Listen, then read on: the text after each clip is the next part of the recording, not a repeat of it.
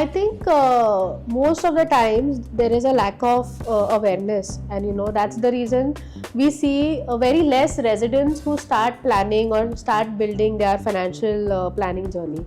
But the best time is to start early, and for doctors, it is as early as you become a resident. A common mistake that most of us do is randomly do investment. You will have certain FDs, maybe you'll open a Sukanya Samruddhi account, or you will sign up for some policies, or even you may even have mutual funds. But at the end of the day, if a specific goal comes up, you are all lost.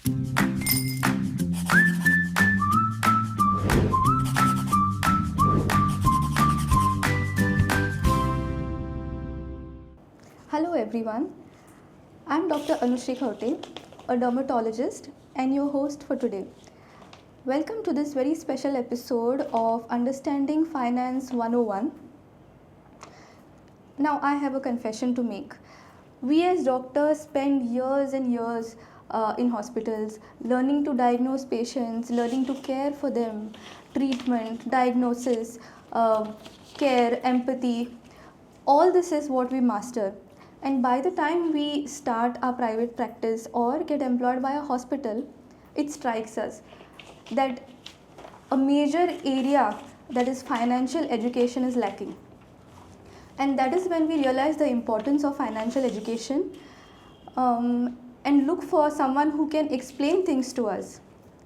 Because let's be honest, financial management, tax planning, all this brings a lot of mental peace to each one of us. So to help us finally make some sense of financial management, we have a very special guest with us today. She is the founder and CEO of Financial Wisdom, a boutique financial planning and management firm right here in Goa.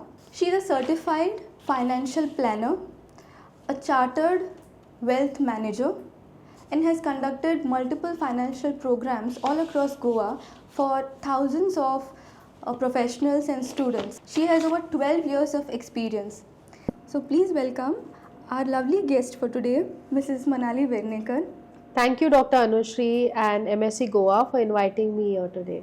Mrs. Manali, this particular podcast is very personally also very important for me because as a physician, once I started my practice, I've realized I really need guidance on multiple aspects of financial planning. So really looking forward to this interaction with you.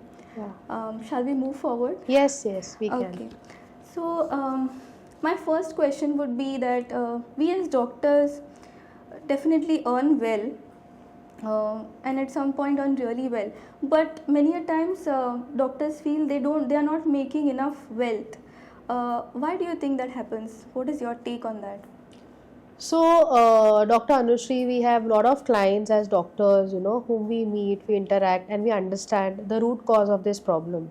So, when you talk about wealth, okay, earning well or income is not wealth. Okay, so your income minus expenses is a surplus. Now, how you can invest this surplus in order to achieve wealth is, can create wealth for you. Just to give you an example, if a doctor is earning say like 2 lakh a month, okay, so even say 20% of his income, if he invests into a mutual fund or an equity SIP, and if it gives him like say for a period of 20 years at a 12% compounding can give him around 4 crores, So income and wealth is created when you kind of root this money and give this direction towards building wealth back for you. Okay. So, according to you, when should a doctor ideally start this financial planning journey? When should we put our heads into it? It should be right from residency, or we should wait till we get established, start earning a little bit, and then venture into financial planning? I think most of the times there is a lack of awareness, and that's the reason we see very less residents who start planning or start building their financial planning journey. But the best time is to start early, and for doctors, it is as early as you become a resident. Now, why it is important? Because see, as a resident, you must be getting a stipend of on an average 60,000 to 80,000 a month. Okay, in the current scenario. recently we had couple of residents who've started building wealth. So as a resident, you may know that you are busy with long working hours. There is no scope wherein you have time to go out and spend that money. So most of the time that money is lying idle in your bank account. So even if you start investing small, again to put you into figures, even say a 20,000 a month or a 40,000 a month as a resident, over a period of 10 years can help you create a bigger amount. It could be as big as 1 crore. Now this 1 crore will be of great help to you after 10 years to set up your practice, or to fund your clinic expenditure. So early you start, better it is in terms of compounding. Yeah, that's very enlightening to know, because in the end, all of us, I think, are looking for a private practice finally. Correct. If not full time, then at least Yeah. part time. Yeah. At least I always wanted that. So it's good to save for that. Which brings me to our next important question. For doctors who are having a private clinic or a nursing home, Yeah. and also wish to expand and things like that, how do we kind of separate personal finances and practice finances? How to make the distinction? How do we work on that? So again, most of the times I have seen my doctor clients making this mistake. Whenever there's a consultancy income, they keep their QR code as their personal account, and they get income into their account. So what is very important for you is first have two accounts. One is your personal account, and second one is your business account. Now this business account can be a consultancy, it could be a private practice, it could be a clinic account. Now why this is important? Because firstly, in terms of your personal way, it is important because you know how much you are earning. When the income comes into a separate account, by end of the day how much you have earned, and you're not using that money for your personal expenditure. That's one of the biggest mistake which I have seen. Secondly, what is important for you is to draw monthly salary from your business income. So on an average, if you look at your 6 months of your bank statement, you will get an average. Okay, I'm earning say 1.5 lakh through my practice. Then you can identify depending on your expenses, because most of the times doctors do not pay themselves first, right? You focus on paying your rest of the expenses. Try and identify a fixed amount that you can come back into your salary account, and from there on you can start planning for your personal goals. Now this personal goal could be planning say for your retirement, your child's education, or your vacation planning, so on. But the business account which you have kept, make sure that that money is utilized for your business expansion. So if you want to invest in a bigger clinic, or say an equipment, because all these things incur a lot of expenditure. So as a doctor, if you keep these two accounts separate, it will give you a clarity on where you stand financially, and also help you bring a better plan for your journey. Okay, that's true. Yeah. So always separate. I'm guilty of this actually. I'm guilty of this mistake, I must confess. So yeah, that was definitely a learning point. Yeah. Okay, so coming to the next question, Mrs. Manali, what is the most common tax planning mistake you have seen doctors make? So, Dr. Anushri, what I would see and what we have observed is the biggest tax planning mistake which doctors do is they feel that new regime. So right now the tax is being filed as per the new regime. So filing taxes as per the regime, or focusing on deductions, is not something which should be an ideal target for doctors being professional. What is important is to have all track of their expenses, their professional expenses, paying advance tax on time. That is one of the biggest mistake which end up doctors incur higher taxes at end of the specific year. And making a proper structure towards the overall income for the doctor, because at the end of the day, analyzing your income, your expenses, and the surplus is very important, and how efficiently you can plan it, and not just focusing on taxation, because taxation is one of the part of financial planning, but overall how you can maximize your income in order to achieve your goals, or you can get better returns, is what doctors should focus on, and not invest into products that can save tax. Yeah. So I have seen that we as doctors are often targets of insurance mis-selling, because we don't tend to look into the details of at least myself into what is being sold, and we tend to believe what is being sold to us. So what are the things that one must look for before buying insurance? Yeah. So the reason why doctors are target for mis-selling is because as doctors, the income is always high, like the earning capacity is higher. Secondly, what is important is to know that any investment plan that you signed up, what is the return that the plan is offering. Most of the time traditional investment plan do not beat inflation returns, and the money is locked in for a period of say 15 to 20 years. Very true. So that is one of the issue. Secondly, these kind of products, so recently we had a doctor who had come for a consultancy. We observed that he was paying around 3 to 4 lakh as an annual premium towards a product, but that was barely giving him a cover of 40 to 50 lakhs and beyond. That's almost his 1 year of income. Okay. Not sufficient, right? So what is important is first to understand what are the different type of insurances that you need, as a doctor. First is very important is to have a term insurance. So instead of paying 3 to 4 lakh into an investment product wherein the income is less as well as the insurance cover is also less, important is to invest into a term plan. So a term plan ideally 15 to 20 times of your income. So when you have liabilities, you can go for those kind of plans. So when it comes to term insurance, the premium that you pay is around 15 to 20,000 a month for a bigger cover like 4 crore, 5 crore, again depending on your liabilities. Now term insurance is why important, because these kind of products really protect your family in case if something happens to you. That's one thing. Second thing and the most important thing is having a good medical insurance, like a health insurance. Now, as doctors, you might know, like, the cost of medical inflation is much higher, right? So, the cost of surgery today, say if it is 5 lakh, after another 5 years will go up to 10 lakhs because of medical inflation. So, if you cover your family with an adequate health insurance in case of any kind of medical emergencies, your personal finance is secure, right? And the third and the most important part for you, which will help you in terms of practice, is your professional indemnity insurance. Now, if you have that in place, that takes care of any issues happening in terms of your professional practice. So these three insurances are key. Apart from that, we would suggest you not to invest into any insurance cum investment product, because they neither give you a sufficient cover nor give you a good returns.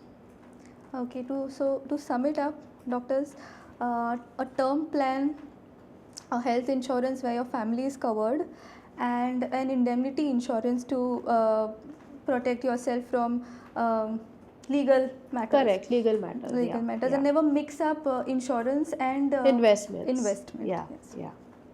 Okay, so Mrs. Manali, one very important question now.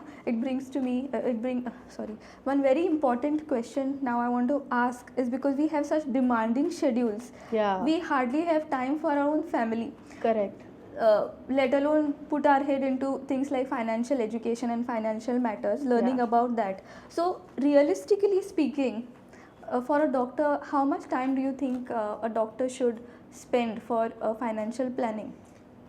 Okay, so there is no specific time that as a doctor should be spending. What is important is just sit for once, okay?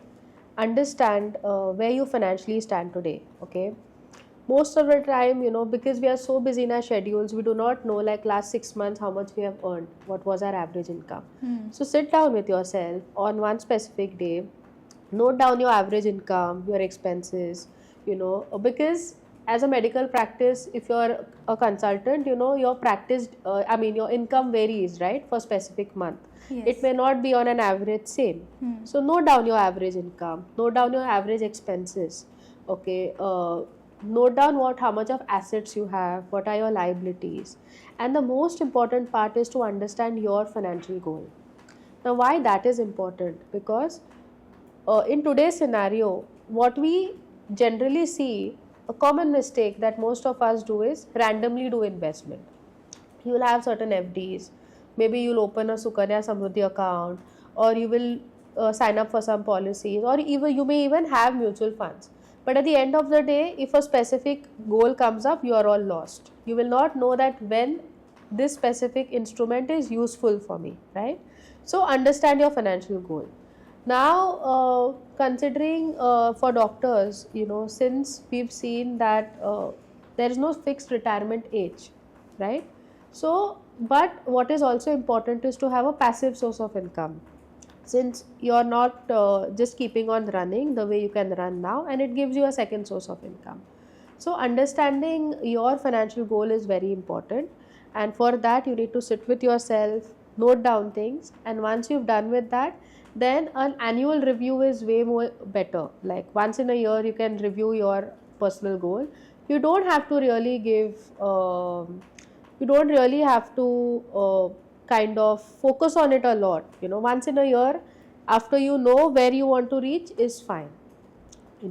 And why this is important, it's just like a preventive healthcare, right? So you will not just run to a cardiologist before having a after having a heart attack, like a cardiac arrest. So it's just like taking precautions so that you don't really run when you don't have time in hand for compounding.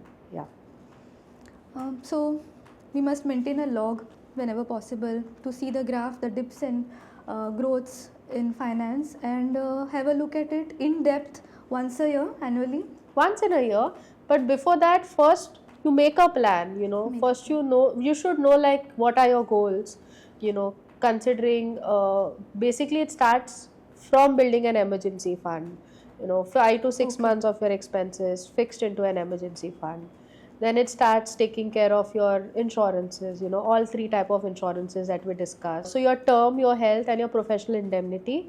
Once these 2 things are done, and then the third part is identifying your financial goal, creating a roadmap of investments aligning to that. Okay. So as you touched upon this very important retirement plan for doctors. So yes, as a skin specialist, I would like to work till the day I die, actually, because then I can afford to do that. Yeah. But you never know what happens. So for a retirement plan for a doctor, particularly, when should a doctor start for a retirement plan, investing into a retirement plan, and what is a good retirement plan for a doctor per se, according to you? Yeah. So, see, as doctors, your retirement, we have seen doctors, client who are working even till the age of 60s and 70s. And that's because they're very passionate about working, and they're not just working for money. But also in the medical industry, as senior you are, the income increases over a period of time, because your patients will also, the number of patients will also go up, and your practice picks up. So what we have observed, and what will I advise you is, your retirement planning should not be planned at a last moment. Okay, make sure that you plan it well in advance, because retirement planning should not be an optional thing at that point of time. The best thing could be starting a mutual fund SIP, so that you plan for your retirement corpus. Now coming back to your expenses, if your expenses are 1 lakh a month, in the current scenario, in next 30 years it will become 7.5 lakh due to inflation, just to maintain the same standard of living. So you will need a retirement corpus of 20 crore. Okay. Now this 20 crore corpus, once accumulated, can give you a 7.5 lakh rupees of income which comes to your account, okay, for the next 30 years or next 20 years. So having these kind of calculations in mind is very important, so that your retirement, one specific day you will retire, but since we do not know that age, you can plan it at the age of 60, so that after 60 technically you can get a drawdown which will take care of your expenses, so that you're not forced to practice even if you feel you need to slow down at the later stage.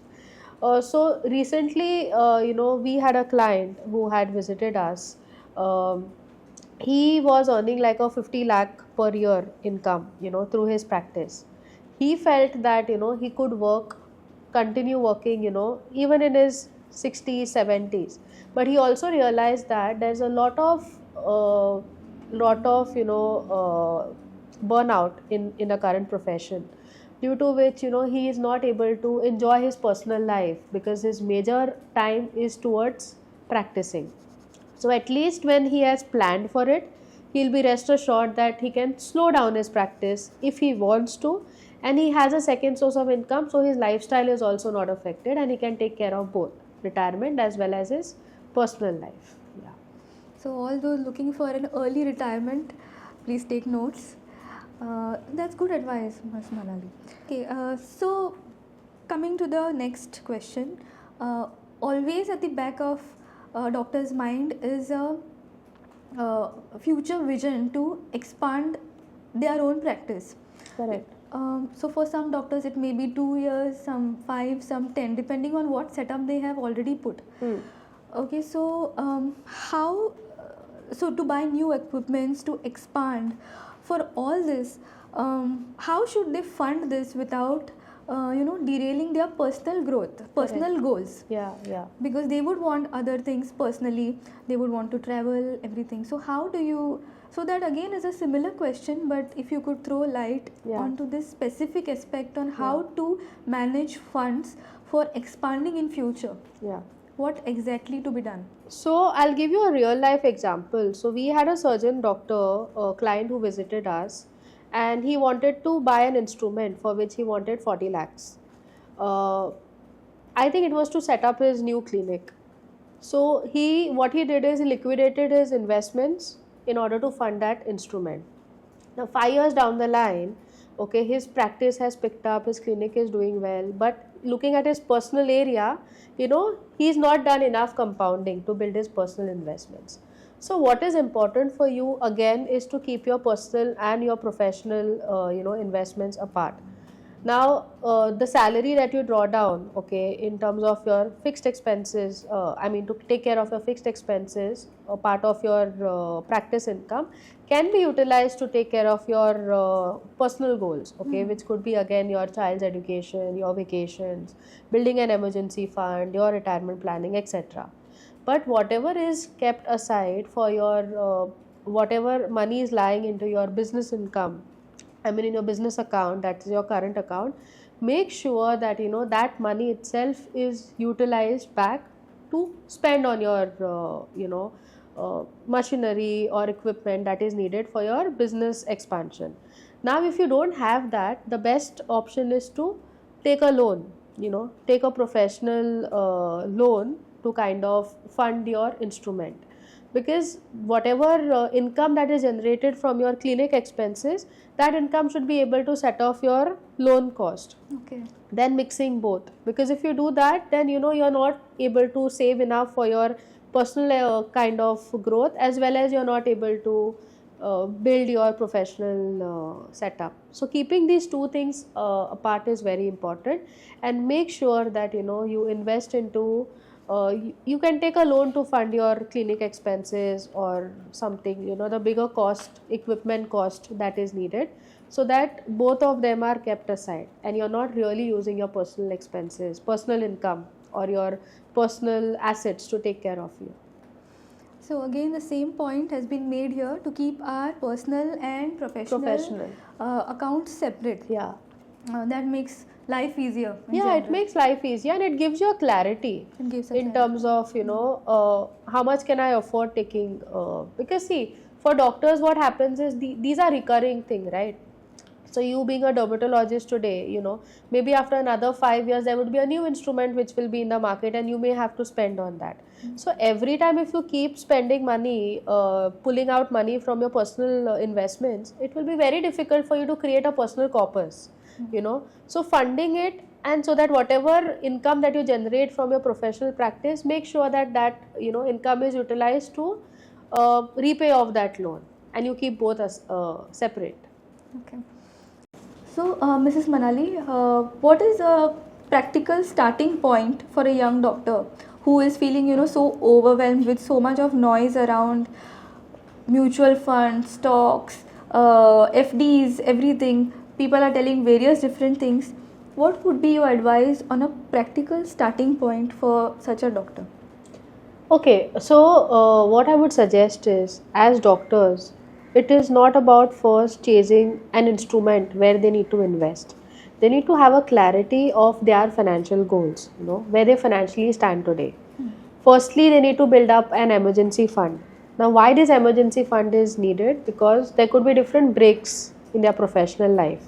Okay, so taking care of 5 to 6 months of their fixed expenditure, it can even go up to like 9 months. So, say if your household expenditure, including your running cost for your house as well as your EMI, is say a lakh rupees per month, make sure that around 6 months, that is 6 lakhs to 9 lakhs of that money is kept aside into a short term FD or a liquid fund which is easily accessible in terms of emergency. And these instrument or these funds should not be used for any other purpose. Okay, that's for contingency plan. Second thing is the insurances that we discussed. Okay, having an adequate life insurance. Now, when I say life insurance, having a term insurance. Okay, having an adequate medical insurance, that is a health insurance. Also reviewing every 5 years, because as we said, if you have bought a health insurance 5 years back, that cover will definitely not be sufficient in the today's scenario, right? So making sure that every 5 years you review how much cover you have. And the third thing is having a professional indemnity insurance. So these three insurances are very important for doctors: contingency plan, adequate insurance, and then third comes identifying your financial goal. Okay. As doctor and as your family, what are the goals that you people would have in mind? Okay, the first and the foremost important goal is your retirement. Okay, now when I say retirement, it is not that you will shut your clinic and sit at home. It is having a passive income. Second is your child's education. Now, as doctors, if you also intend your child to be a doctor, the cost is very high, as you know, because medical seats again have a very higher amount that you have to pay to become a doctor. So if you plan it early, better for you in terms of creating that corpus for your child. Third is planning for your vacations. If you as a family love to go for vacation, make sure you plan for it. So it is not that a vacation comes, you're pulling money from your business income, and just going for a vacation. So make sure that you plan it efficiently. Any other goal, if you want to buy a house, okay, or if you want to move to a bigger house, or say if you need to invest for your clinic setup, that again should be from the business income earnings. So understanding and having clarity is very important. Once you have that, then maybe you can have get in touch with a trusted financial advisor who could help you suggest which instrument will suit for these goals, because every goal has a different instrument. Every goal will have a different product that you may have to look for. So make sure that you have someone, since as doctors, being so busy, you cannot really spend time into research, right? So having someone who could plan it for you will really help you in terms of taking care of your financial well-being. Okay, so what we could take from this is that although the basic things like term plan, health insurance, and indemnity insurance is required by all doctors, but the overall plan can be very different, suited to each individual doctor, depending upon the family and what setup one aims at. Correct. And for all this, financial advisor could help us. Yes. Okay, so that was a very interesting discussion, Mrs. Manali. I've learned a lot. Any final piece of advice for our doctors which we may have not discussed, and you would like to say?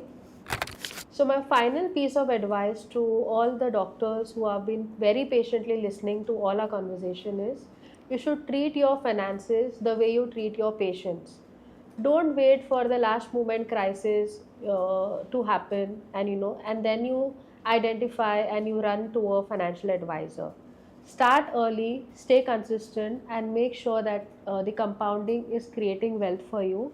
Your real time that you should be involving is not in tracking or reviewing your investments, but in treating patients, and let your trusted financial advisor take care of your financial portfolio and make sure that that portfolio or those investments are working for you.